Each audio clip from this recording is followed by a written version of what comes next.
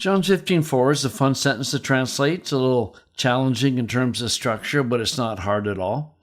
And Jesus starts off with his main point. Meneta en emoi, kago en humin. Now he's going to explain it. Kathos taklema udunatai karpon ferein, afheal tu, eon me mene ente ampello. Hutos udehumes, eon me in emoi meneta. So we start with a form that you should recognize as meno. If you've learned your roots, it's pretty easy to identify this. The key is the alpha. When do you get the alpha in there? You get it when it's an aorist imperative in this case. So remain, and it's a terrible word using remain for meno. Too bad we can't bring back the old English abide, because that actually is what Jesus is saying, but nobody says abide anymore, so we're stuck with remain, unfortunately. I'm going to say abide. Abide, in other words, abide is much more a fuller meaning word than simply remain. Remain means you just hang out.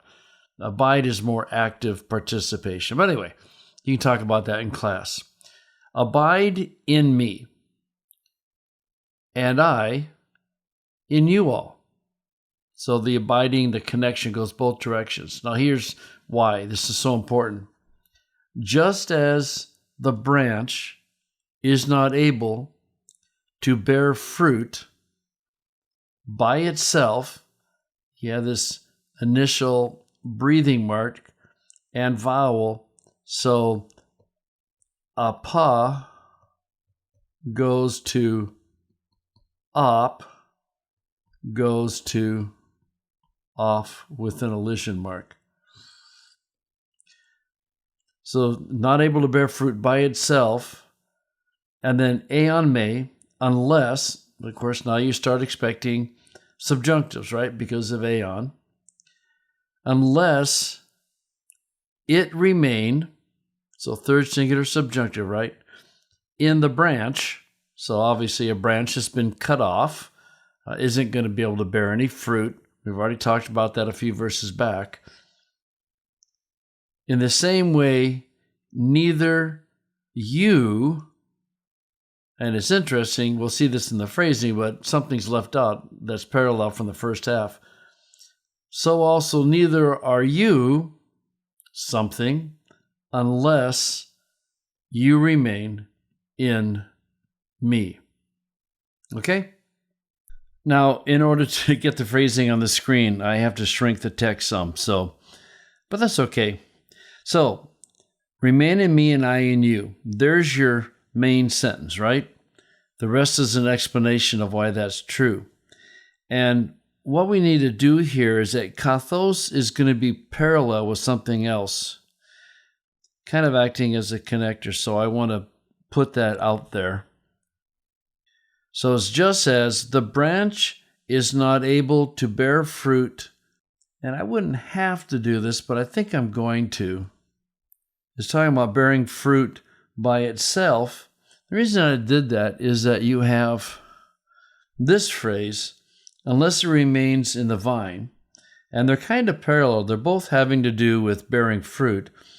And then you get a second connector, and the hutos parallels the kathos. And the reason that's really important to see is that this explains this, so also you. Well, so also you what?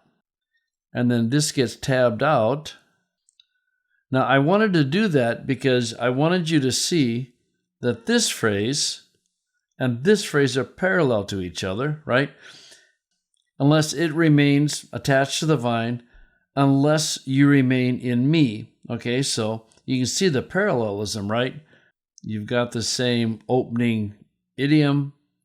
You've got the same verb.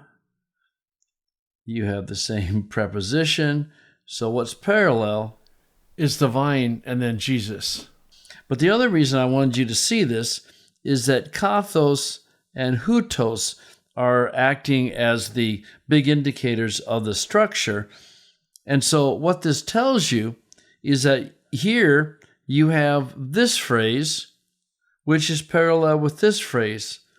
But in the first part, you are the branches not able to bear fruit. In the second half, so also you. Well, you what?